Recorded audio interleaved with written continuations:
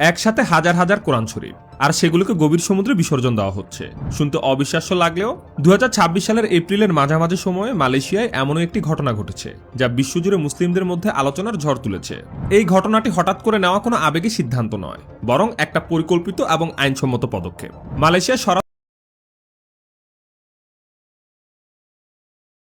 মন্ত্রণালয় জানায় মোট 8,672টি কোরআন শরীফে ছাপার গুরুতর ভুল ছিল।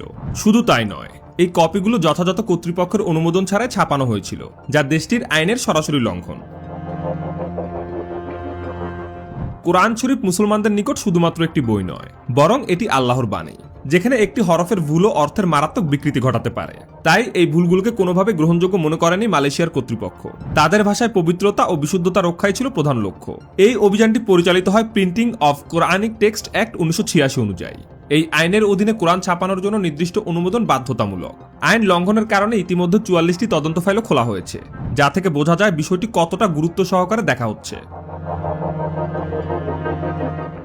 এবার আসা যাক কিভাবে এই বিসর্জন দেওয়া হয়েছে সেই প্রশ্নে। ঘটনাটি ঘটে পোর্ট ক্লাং উপকূলের কাছে, মালয়েশিয়ান মেরিটাইম এনফোর্সমেন্ট এজেন্সি এর সহায়তায়।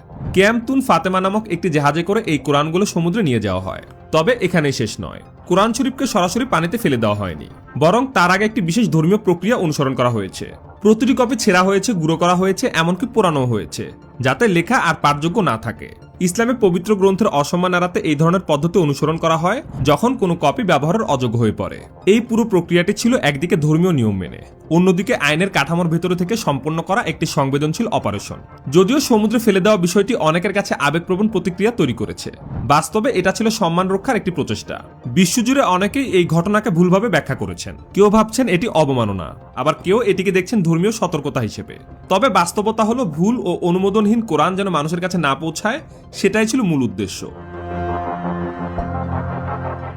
এই ঘটনা আমাদের একটি গুরুত্বপূর্ণ প্রশ্নের সামনে দাঁড় করায়। পবিত্র জিনিসের সম্মান রক্ষায় কতটা কঠোর হওয়া উচিত, আর প্রযুক্তির এই যুগে ছাপার ভুল বা অননুমোদিত প্রকাশনা ঠেকাতে আমরা কতটা প্রস্তুত। শেষ পর্যন্ত মালয়েশিয়ার এই পদক্ষেপ একটি বার্তা দেয়, পবিত্রতার ক্ষেত্রে কোনো আপোষ নেই, তা যত কঠিনই হোক।